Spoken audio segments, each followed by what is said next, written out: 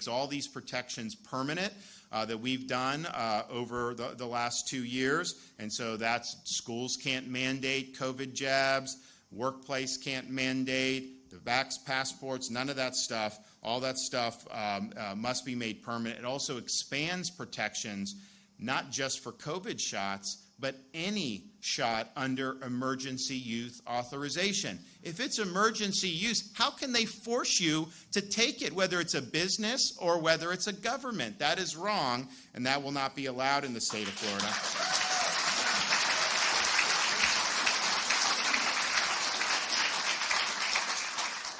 We also, in this bill, formally reject WHO and any of these international organizations.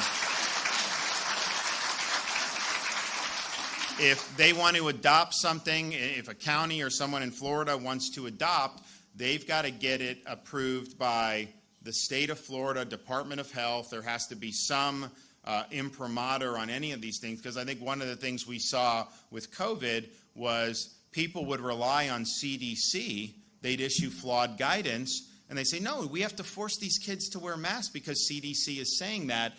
In the state of Florida, we want to be a buffer against flawed guidance, and with the prospect of WHO and this so-called treaty, I think they're really looking to institutionalize lockdown policies, and that will not happen here. So this is a great salvo.